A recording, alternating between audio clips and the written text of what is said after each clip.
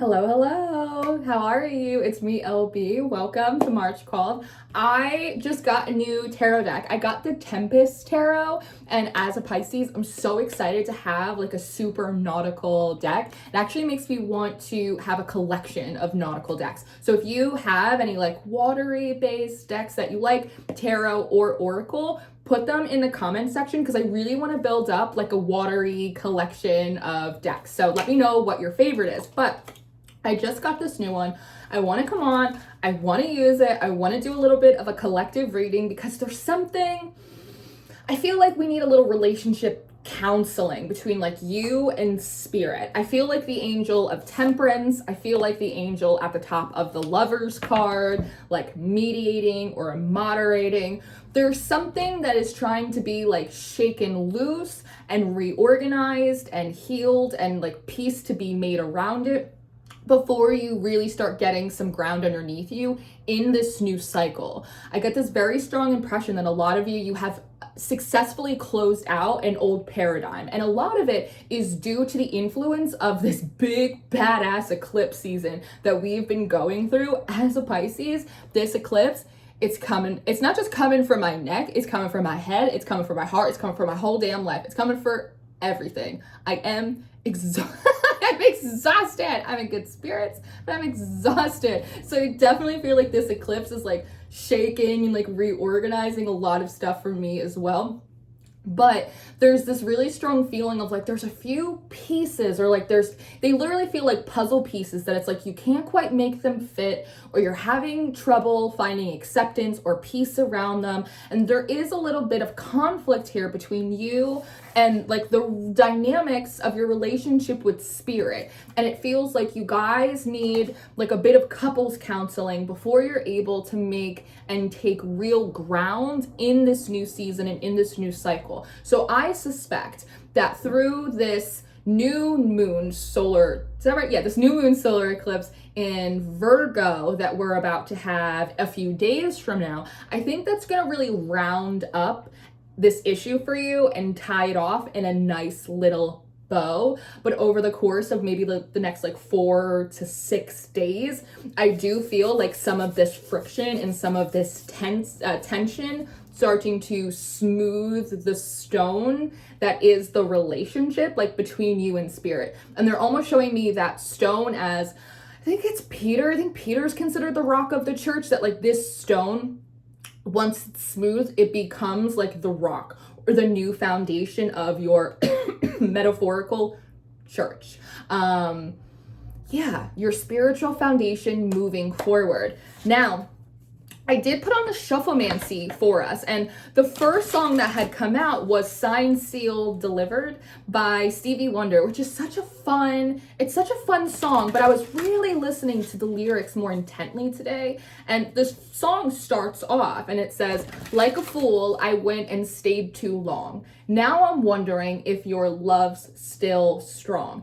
And this feels like you and spirit saying the same exact thing to each other. And this is one of those crossroad moments for you where it's important to remember that you are like the reflection of God back to it. You are the extension of the universe expressing itself. Like you are talking to the man in the mirror more than you're talking to like the man in the sky.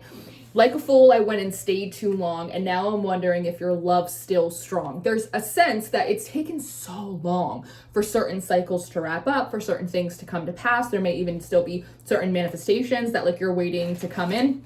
And I feel like you're saying to me, Lauren, I feel like a fool. I stayed too long. I waited too long. I've been waiting around for this promise. I've been waiting around for this manifestation. Nothing's coming in. And now I'm wondering, like, is spirit's love still strong? Like, did I fall through the cracks? Like, do I even matter? Is this a waste of my time? Like, am I a fool for having faith? Am I a fool for believing? Did I hear wrong? And I want to affirm for you that, one, those are such normal questions and expected questions to ask when you're on a spiritual journey or when you're on a faith walk. I would actually be more concerned if you weren't like, hey, I think I've been abandoned by the universe. That would be more unusual, because abandonment, think about like Jesus on the cross, right? Like, Father, are you sure? Like, is there anything that can be done here? Like, doubt, questioning of, I guess, God's love for you, wondering if you've fallen through the cracks,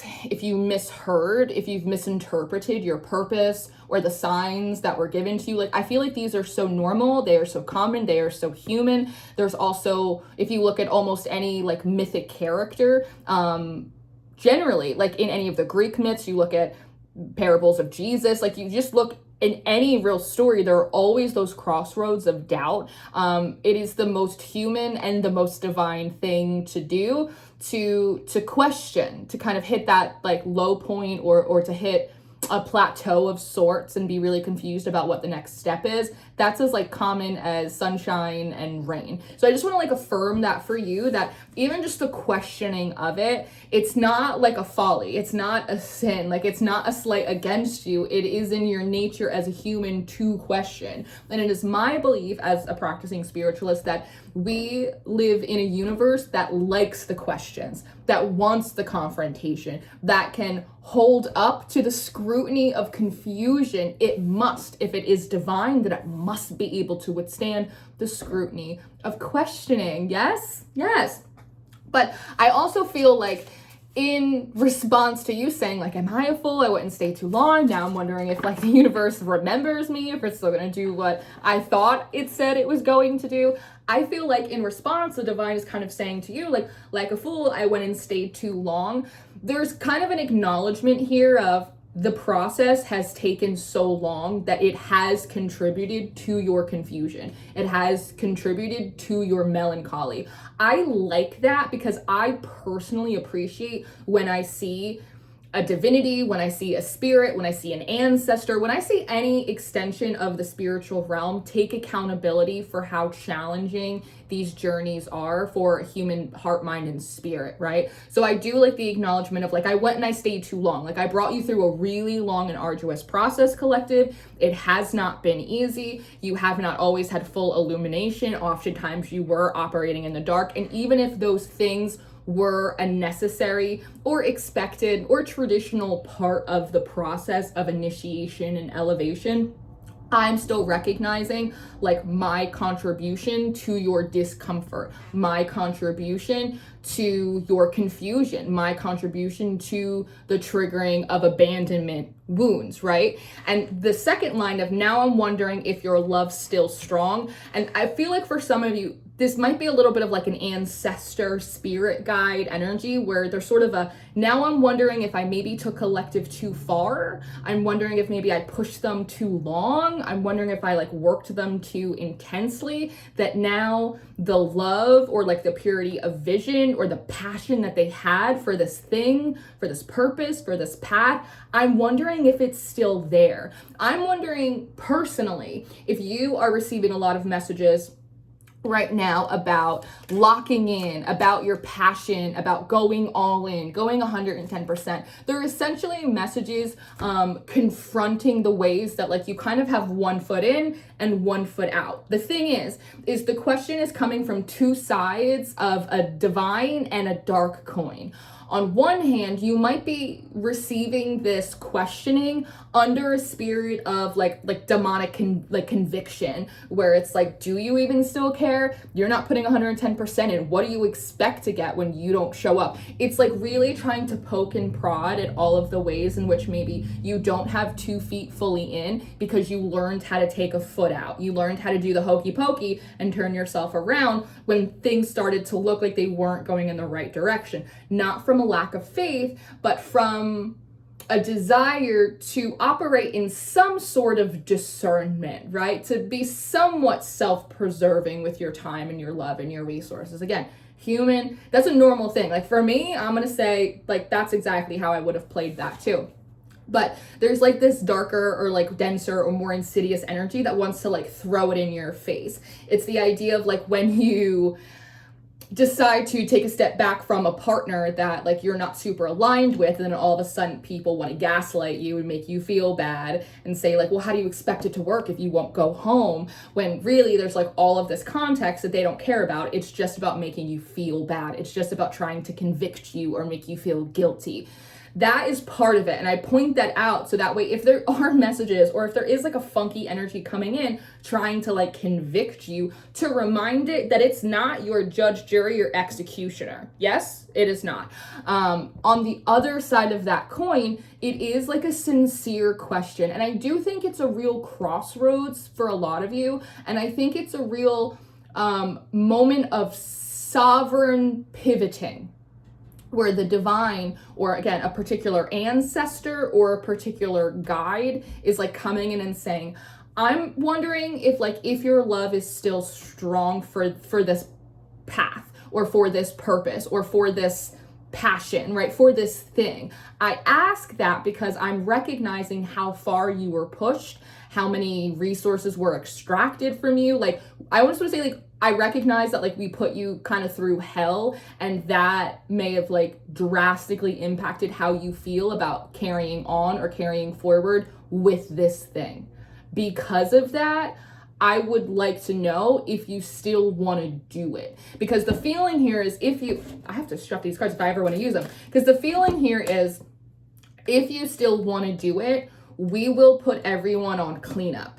It'll take a minute to build back, but if you still want to do it, we're sorry, we will get on cleanup and we'll start slowly building back and building up to where you wanted to go, right? But knowing that there is a rebuilding process. On the other hand, there is the idea, if in your heart, it's such an emotionally delicate energy that it actually kind of makes me want to cry a little bit, to be honest with you. If you don't want to do it anymore, if you really have been pushed too far, if you really have gone too long, and the truth is that your heart really isn't in this thing anymore, it really isn't in your path. It's not like this path isn't in your heart. This purpose isn't inspiring to you anymore. In many ways, through no fault of your own. I really want to emphasize that, and that's where like I feel really emotional. Through no fault of your own, if you really are just like, you cannot carry that torch anymore because we took it too far, is kind of essentially what I want to say. It's okay if you want to pivot. It's okay if you want to change courses. It's okay if you still love this thing, but maybe not enough to pursue it with like the fullness of your faith because of the sacrifices that faith has caused you.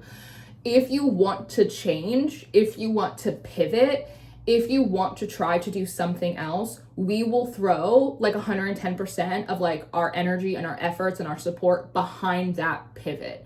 And that is where that like sovereign choice point, that sovereign crossroads, that sovereign pivot moment is really coming in for you. And I get the impression that for a lot of you, there is something or a couple something else's that you like, that you're interested in. They're pathways you haven't explored before to like the fullness, because maybe you still had 1.5 feet in this other thing that you were kind of vying for.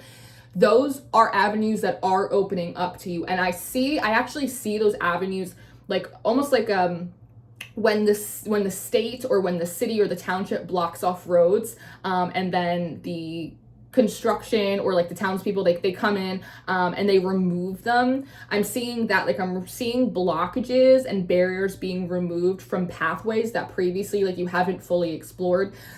And I can actually see, it looks like a beam of gold light. It looks like 2 beams of gold light that are being shown and shined on these 2 other pathways.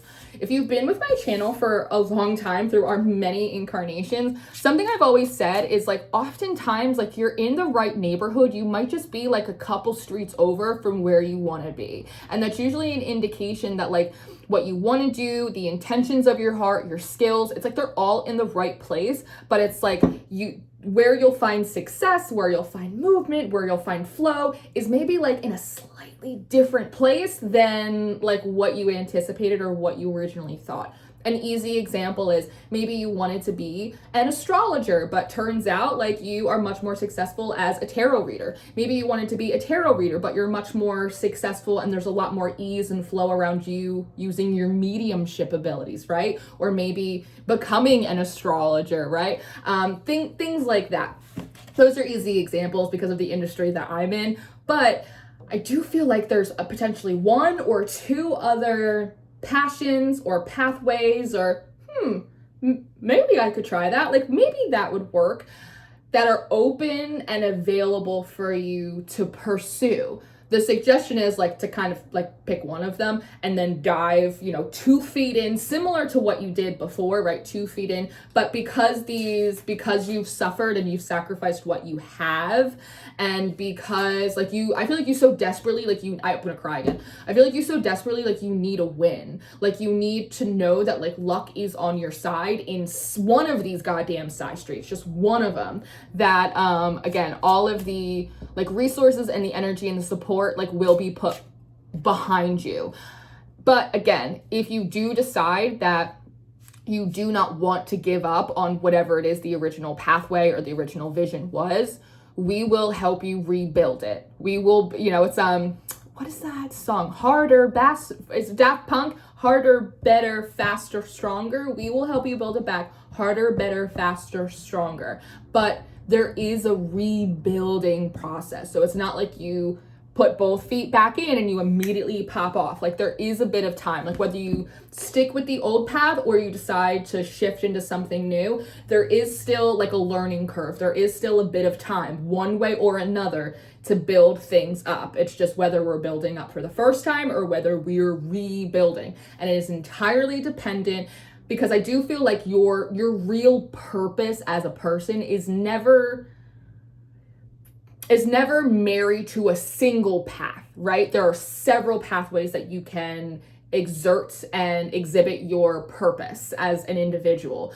So either way, your purpose is going to move through you. It's going to thrive. It's going to touch the world. It's going to touch the people it's meant to. It's going to be, and you're going to be who you're meant to be and what you're meant to be doing. The pathways to get there, they are different though. I forget what I was just saying before that. So I guess we'll move on and see if it comes back. We'll pull a couple cards, see what wants to come through for you guys.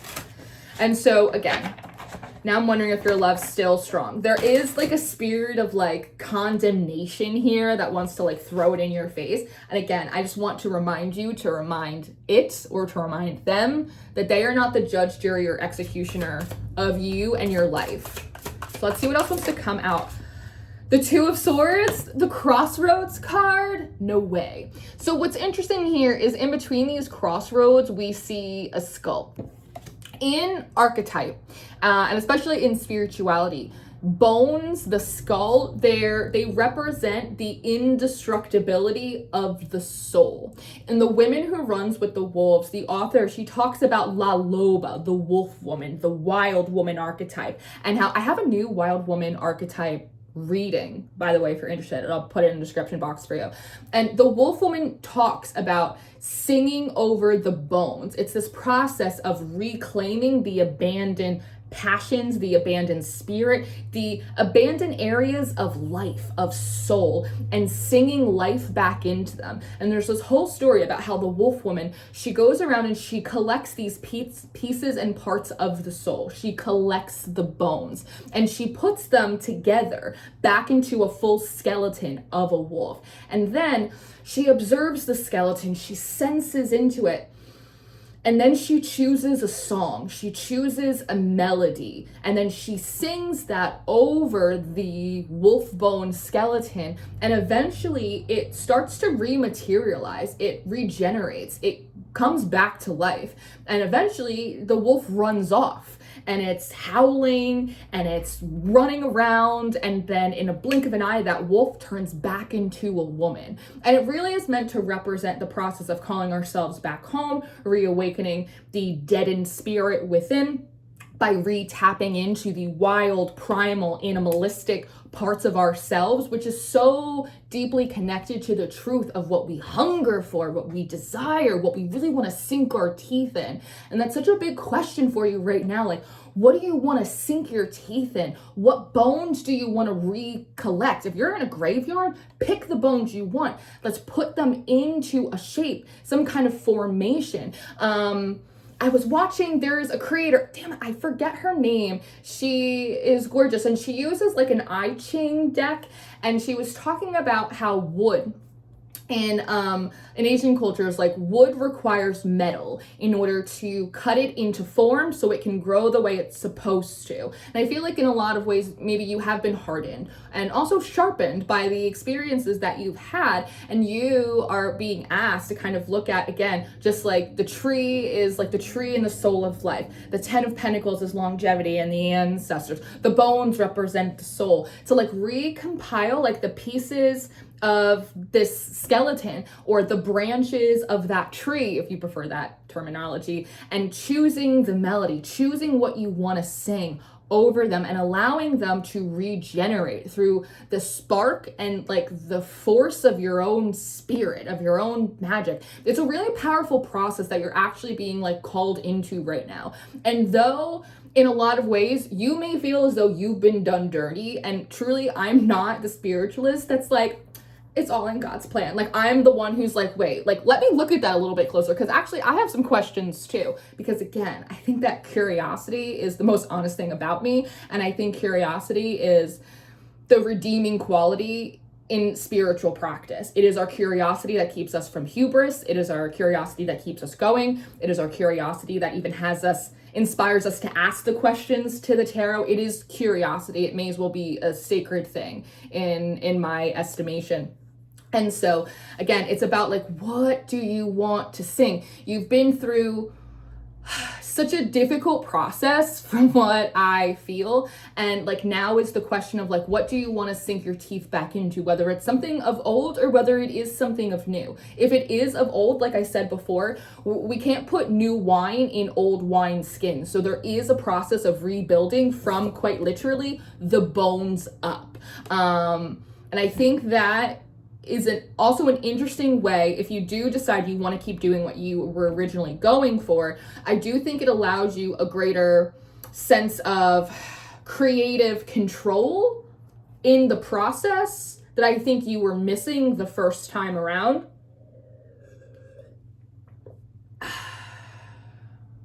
don't know why I feel like drawn to show you this succulent.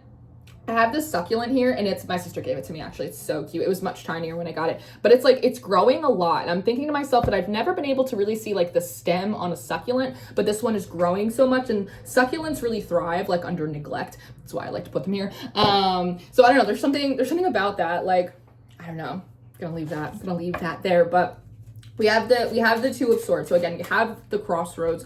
You are being invited. Thank you. That's what it is. You guys have been through like such a difficult time that despite everything that like you have lost or what was sacrificed or like what did not come to pass for you yet, in some way it has elevated you into being considered almost like off your baby milk. Like when you're starved to death, you're no longer on that spiritual baby milk, and you have to learn how to like hunt, and you have to learn how to survive, and much like that succulent, you have to learn how to endure with like very, very little. And that in a way, it has hardened and sharpened you, but it also has like elevated you into like a different level of spiritual authority and maturity that allows you to be invited into much more complicated and powerful forms of alchemy and conversation with spirit and with the elements. And I feel like that is in part like what this Two of Swords is. It's not just acknowledging the crossroads or the choice point that you are at,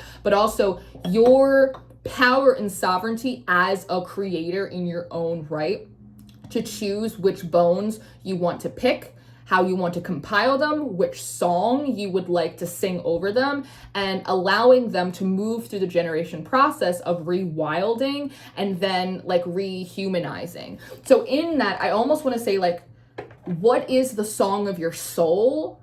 It feels like it's literally like an actual song. Obviously, when I'm looking at Stevie Wonder, Signed, Sealed, and Delivered, that immediately makes me think of like contract, right? Like a spiritual contract, signed, sealed, delivered, stamped, notarized, right? I feel like there's like a literal actual song. I don't know if it's your favorite song. I don't know if it's a song you used to listen to when you were young. I don't know if it's a particular song that's like following you around right now. For example, like in my life, there's that song Man I Need by this artist. Her name's Olivia. I think it's like Olivia Dean. Come be the man I need. That song, really, really catchy. I already got the man I need, but it's really been like speaking and singing to me about like my own masculine energy and working with my own masculine energy so that way it is aligned with like where I'm going and what I want to do, which might be different than how like I utilized my masculine energy like a few years ago. And so for me, I'm working with like that masculine part of me, and like trying to figure out like, how do I make it the man I need? What kind of masculine energy do I need? Feels right for me, feels empowering, feels supportive in the objectives of my femininity, right? That's like what I'm working through. So that's like a song for me that's really like ministering to me. And so I'm almost curious like what song is ministering to you right now. If you have one, drop it. Let me know. I'm here. So let me let me know. Let's see what else is coming through. The King of Pentacles. Oh, these cards are so fucking gorgeous. They're so gorgeous. I could spit. Like I'm absolutely obsessed with them. I also don't know like what this particular style of illustration is, but I just love it. It reminds me of like a fairy tale book. There's also, by the way, there's a single wasp that keeps landing on my window, and it reminds me in the, if I can find it, hold for production please, in the Spirit Animal Oracle by Colette Baron Reed, there's a wasp card in here. I don't remember the number of the card, but it does say sometimes life stings. So again, there is like all of this acknowledgement here. I understand. There is all of this acknowledgement here about the ways in which like you have been stung through this process. I also think in that you have maybe built up like a bit of an immunity to the stings, to the venom in the stings as well. So I also think once that path is chosen, because you do feel like you're kind of at the rest stop between like the old cycle and the new cycle. And while you're in the new, again, like we're not really getting ground under our feet, nor should we until after we're out of this little kind of eclipse blip. And in that eclipse blip, there is peace and acceptance. There is a choice and a path that is chosen.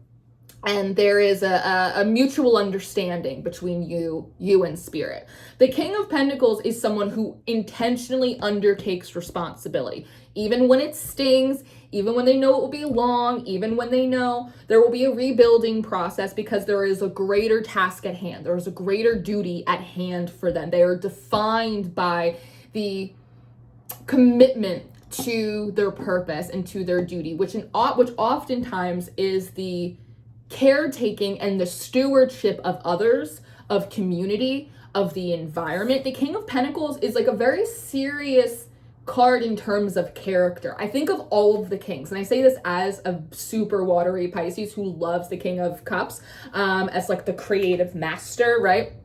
I respect the King of Pentacles more than any of the other kings, hands down. And so again, like there is something about also a question of like, what are you willing to be responsible for? What are you willing to be a sacred steward of?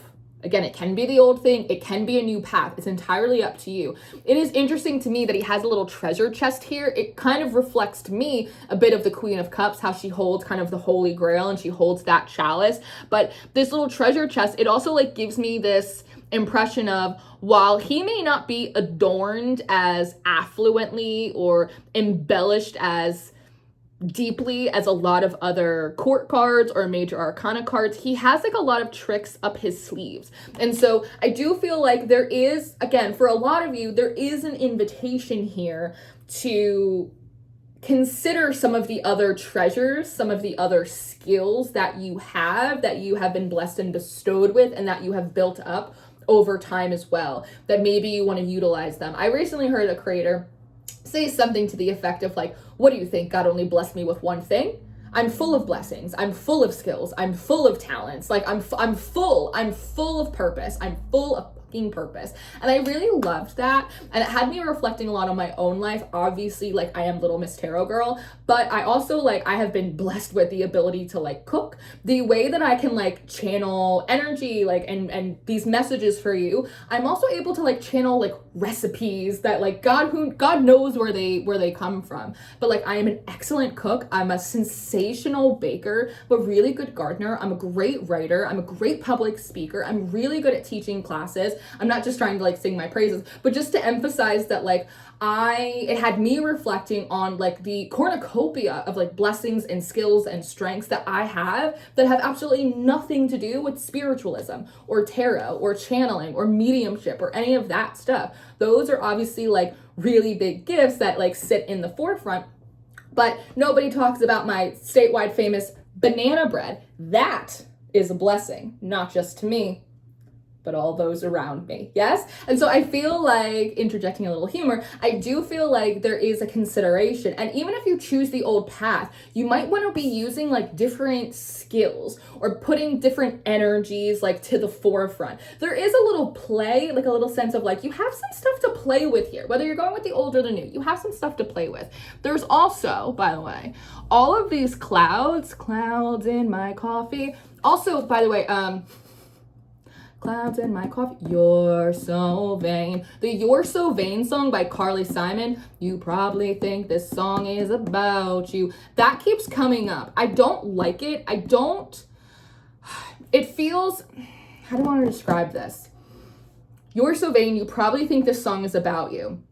One, I feel like for some of you, you have been delaying a shift or delaying making a choice or choosing a new pathway because you don't want to allow anyone or anything, any spirit, feel the satisfaction of, like, running your ass out of town or, like, getting you to give up. Like, there is a little bit of that. I also feel like, on the other hand, I feel like the You're So Vain, you probably think the song is about you, is other people quite literally having this profound sense of, like, entitlement that they assume everything you do or you don't do or you choose or you don't choose, it has to do with, like, making some kind of statement to them. I'm seeing, like, an image of, like, someone who thinks everything you post on social media is about them.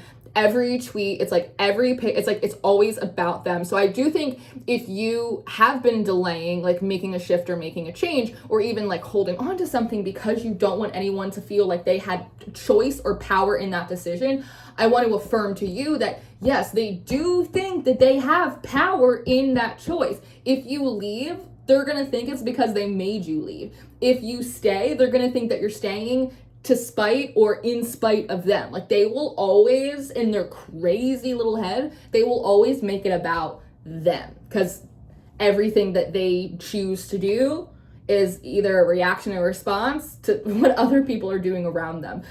They have, like, a really shitty case of main character syndrome in, like, the worst way. And I am hearing the word comeuppance. So if that is something that's going on in your story, that person very well is going to receive their comeuppance quite shortly. But I do think you're not crazy about that. And again, I feel like so much of this reading is trying to, like, confirm to you that, like, no, you're not crazy. No, it did take too long. No, we are gonna have to bandage this bitch back together. Yes, there is other pathways available to you if you want to take them. Yes, there is this entitled POS who thinks that everything you do is about them. No, you're not crazy. Please stop gaslighting yourself. You are smarter and more intuitive and more tapped in and talented than you're giving yourself credit for. And I almost want to say, if for some reason, I don't know why, it's coming through my spirit, if you're watching readers who berate you or who bring a spirit of condemnation to the readings, or again, or in any way, like, making you feel like less than, get rid of those fucking readers. Do you know how many readers and mystics and healers there are in the world? There's, like, millions of us. Like, do not be in scarcity mindset to, like, be listening to someone who is disempowering to you or in any way, like, is contributing to gaslighting or is, like, creating more confusion for you. Like, there are so many fucking readers on YouTube, on TikTok, on Instagram, on Patreon, on X, on Thread. Like, we're everywhere. Like, you can find another. Please operate in the spirit of abundance, that, like, there is more available for you. There are more readers. There are more empowering communities. There are more successful pathways. Like, you can rebuild if you want to. We're going to use different scales. Like, fuck them. That's what I want to say. Like, fuck them. I want to acknowledge, like, you've been through some shit, and Spirit is acknowledging, like, you've been through some shit, and it has not been easy, and it might have put a bad taste in your mouth, and you might want to drop the torch and pick up something else, and that's your prerogative, and you are allowed to do it in the spirit of empowerment, and Spirit will empower you to do so, and so will I. That's what I got. So, is there anything else you want to go into? I feel like I need to, I don't know, advocate for you. The Six of Swords. So again, like, moving into greener pastures. And I love this particular version of the Six of Swords because it harkens back to Plato's allegory of a cave. When you've been in the dark, when you've been in a limited circumstance, when you've had to move through very, very tiny apertures under the threat of condemnation or violence or fucking intimidation, like, anything at all, anything that makes you feel as though you cannot make any choice in the spirit of empowerment and liberation, that's a fucked up thing. And like Plato's allegory of cave, when you're in that darkness and you start to see those first kind of flashes of light as you kind of approach the exit, it can be scary. You can have a lot of darkness, you can have a lot of shadow peek up. So again, over the course of the next 4 to 6 days, you may be having these like outbursts of shadow that need to get out, that need to be recognized, a little bit of like, this has been fucking bullshit. Like, you might need to like crash out just a little bit, queen, just a little bit. And I think that's okay because this other lighter, brighter, stronger, more intuitively tapped in and aware, the observer within, the part of you that's observing yourself going and doing and intuitive, right? It's the voice in your head that is commenting on the thing that your monkey mind and body is doing, right? That part of you is bigger and is stronger, and it has the ability to withstand like the crashing of like your waves until your seas settle as you move out of this cave. It's like, again, it's just like La Loba. It's just like the death and rebirth process. There is a crowning, there is a birthing, and sometimes that is deeply uncomfortable, right? It connects us like birth to the animalistic primal part of ourselves. So if you're feeling a little over the next couple days, I would expect that. But as long as this higher part of you is able to go, okay, I'm gonna and then I'm gonna breathe. I'm gonna okay, I'm gonna move, I'm gonna sit with it, I'm gonna move through this wave, right? As long as you can do that, you will get out of this cave and you will be able to move into a brighter light. Yes? Yes. So this is what I have for you. I really hope this was helpful. I hope if nothing else, I hope this was affirming to you. I love you so much. Thank you for being here with me like day after day for so many years. I do have that Wild Woman session. I'm really excited about it. It's brand new. And I do have my Cosmic Mama, my spiritual support session for mothers as well. And of course I have like my regular readings and all of that stuff. My regular readings, which are delightful. But all that stuff's in the description box. I do have my daily tarot spread membership on Patreon. On Mondays, we do meditations. We do an hour-long weekly collective reading. We have a lot of fun. I hope to see you there. If not, thank you for stopping by. I love you to pieces, and I will see you next time. Goodbye.